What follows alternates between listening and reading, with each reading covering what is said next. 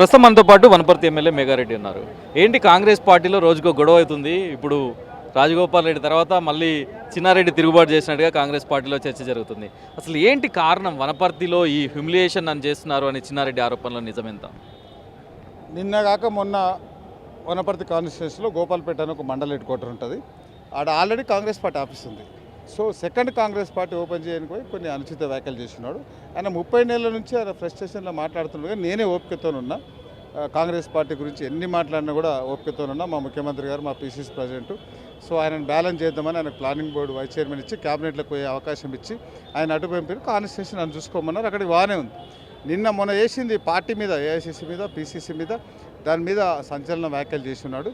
నాకు వచ్చిన బీఫామ్ డబ్బులు ఇస్తే కిందలు తీసుకున్నారంటే మరి కిందలు అంటే ఎవరు డబ్బులు తీసుకుని? మీ పేరే ఆయన డైరెక్ట్గా ఆఫ్ ది రికార్డ్ చిట్చాట్లో అయినా లేకపోతే మిగతా చర్చల్లో అయినా మీ పేరే చెప్తున్నారు. మీరు హ్యూమిలియేట్ చేస్తున్నారు, లేకపోతే నేను మరో జీవన్ రెడ్డిలా మారేవాడిని, నన్ను అసలు కాన్స్టిట్యున్సీలో అసలు చాలా హ్యూమిలియేట్ చేస్తున్నారు అనేది చిన్నారెడ్డి ఆరోపణ. అసలు first of all planning board vice చైర్మన్కు కాన్స్టిట్యున్సీలో ఏమైనా పని ఉంటుందా?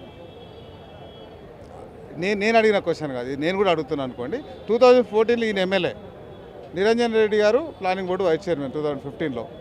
వాళ్ళకి ఇద్దరికి ప్రోటోకాల్ విషయంలో రోజు రచ్చ ఉంటుండే. అప్పుడు ఏముంటుండే, ప్లానింగ్ బోర్డు వైస్ చైర్మన్ సెక్రటరియట్లు ఉండాలి కదా, ఈ వనపర్తి గల్లీలో గాడిదలుగా ఆయనకు వస్తావా అని అన్నది ఆయన్నే. ఇక్కడ ఎమ్మెల్యే ప్రోటోకాల్ ఉంటుంది, నేను చేసుకుంటాను అంటు. నేను అట్లా అన్నానా? నేనేమన్నా, ఆయన కూడా నేను భరిస్తున్నా, కలుపుకొనే పోతున్నాం, మా చిన్నారెడ్డి అని చెప్తున్నాం. సో నాకు ఆయనకి ఏం గట్టి పంచేది లేదు, పాలు పంచేది లేదు. మరి ఎక్కడ వచ్చిందండి మీకు మీ మధ్య? ఇప్పుడు మీరు గాంధీ భవన్ మెట్లెక్కే అంత అది మీకు ఎక్కడ వచ్చింది? మీరేం లేదంటున్నారు, ఆయనతో ఇష్యూ లేదంటున్నారు. గాంధీ భవన్కి ఇంతమంది అంచర్లతో వచ్చారు, ఎందుకు ఈ గొడవ అంతా ఎందుకు వచ్చింది? ఇప్పుడు కూడా చెప్తున్నా, నాకేం లేదు. నిన్న కాక మన పార్టీ ఏఐసీసీ మీద, పీసీసీ మీద ఎప్పుడైతే లైన్ దాటి మాట్లాడిండో, డబ్బులు తీసుకొని బీఫామ్ ఇచ్చిండనే దాని మీదనే ఇష్యూ ఇక్కడ. ఒకవేళ డబ్బులు తీసుకొనే కాంగ్రెస్ పార్టీ బీఫామ్ ఇస్తుందని ఆయన అనుకుంటే, ఆయనకు 8 సార్లు ఎమ్మెల్యేగా, ఒకసారి ఎమ్మెల్సీగా 9 సార్లు బీఫామ్ ఇచ్చారు. సో అట్లా ఉన్నట్ల మరి ఆయనే చెప్పాలి. నేనైతే డబ్బులు ఇవ్వాలి, ప్రజల ఆకాంక్ష మేరకు సర్వేల ప్రకారం నాకు టికెట్ ఇచ్చిందని నేను అనుకుంటున్నాను. మీరు ఏం చెప్పారు? కాంగ్రెస్ పార్టీ మీరు పీసీసీకి ఇచ్చిన కంప్లైంట్లో ఏం మెన్షన్ చేశారు?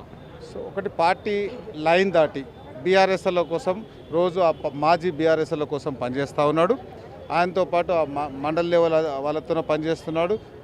జిల్లా లెవెల్, కాన్స్టిట్యున్సీ లెవెల్కి వస్తే మాజీ ఎమ్మెల్యే చంద్రశేఖర్ రెడ్డి కావచ్చు, మాజీ మంత్రి నిరంజన్ రెడ్డి గారు కావచ్చు, వాళ్ళ పిఏని వీళ్ళ ఇంటికి పంపిస్తారు, వీళ్ళ పిఏని ఆయన ఇంటికి పంపిస్తారు.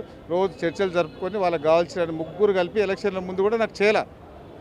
సో అయినా కూడా మేము భరించాం. ఆ ముగ్గురు కలిపి ఈయన పెద్ద మనిషిని లైన్ ట్రాక్ పట్టించేసి ఇబ్బంది పెట్టిస్తున్నారు. మీ నోటీస్లో ఉంది ఇదంతా, ఆయన టీఆర్ఎస్తో అంటగాగుతున్నాడని. మరి ఇప్పుడు ఎందుకు ఫిర్యాదు చేయాల్సి వచ్చింది? ఆయన వచ్చి బయటకు వచ్చి మాట్లాడేంతసేపు మొన్న అధిష్టానాన్ని ఛాలెంజ్ చేసిండు కదా ఆయన. బీఫామ్ డబ్బులు తీసుకొని ఇచ్చిందని చెప్తున్నారు కాబట్టి, కాంగ్రెస్ పార్టీ లైన్ దాటిండు కాబట్టి ఇక్కడ ఉన్న మా పెద్దలందరూ ఒకసారి కాంప్లైంట్ ఇద్దామని ఉద్దేశంతో ఇక్కడికి వచ్చి. మీ ఫైనల్ డిమాండ్ ఏంటి? చిన్నారెడ్డి విషయంలో ఏం జరగాలంటారు? మీకు ఎట్లాంటి న్యాయం జరుగుతుంది? కన్న తల్లి లాంటి కాంగ్రెస్ పార్టీని, 9 సార్లు బీఫామ్ ఇచ్చిన కాంగ్రెస్ పార్టీని, ప్రజావాణి ఇన్ఛార్జ్ ఇచ్చిన కాంగ్రెస్ పార్టీని, మన ప్లానింగ్ బోర్డు వైస్ చైర్మన్ ఇచ్చిన కాంగ్రెస్ పార్టీని, ఎల్నినో కమిటీ చైర్మన్ చేసిన కాంగ్రెస్ పార్టీని, కన్నతల్లి లాంటి కాంగ్రెస్ పార్టీని లైన్ దాటి మాట్లాడిండు కాబట్టి, ఆ మాట్లాడిన రికార్డు, పేపర్ కట్టింగ్లో ఆ వాయిస్, అక్కడ ఏం జరిగింది మొత్తం డీటెయిల్స్ మా పీసీసీ అధ్యక్షులు కావచ్చు, మా క్రమశిక్షణ సంఘం చైర్మన్ కావచ్చు, వాళ్ళకి ఇచ్చున్నాం.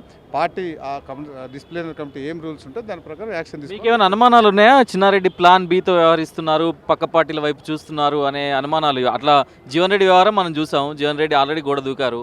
సో అట్లా మీకు ఏమైనా అనుమానాలు ఉన్నాయా? నాకు అట్లా ఏం లేదు. ఈ వయసులో ఆయన ఆడుకోతాడు, కాంగ్రెస్ పార్టీలోనే ఉంటుంది. ఇది కాంగ్రెస్ పార్టీకి సంబంధించి కాంగ్రెస్ పార్టీ పైన చేసిన ఆరోపణల నేపథ్యంలోనే మేము ఈరోజు గాంధీ భవన్కి రావాల్సి వచ్చింది. ఏఐసీసీని, పీసీసీని చిన్నారెడ్డి చాలా బ్లేమ్ చేశారు. సో అతనిపై చర్యలు తీసుకోవాలి, బీఆర్ఎస్ నేతలతో, బీఆర్ఎస్ నాయకులతో అంటగాగుతున్నారు అంటూ మేఘారెడ్డి ఆరోపిస్తున్నారు. కొద్దిసేపటి క్రితమే పీసీసీ చీఫ్ కూడా రిటర్న్ కంప్లైంట్ ఇచ్చారు. కెమెరా పర్సన్ బాలకృష్ణతో కలిసి ప్రభాకర్ టీవీ.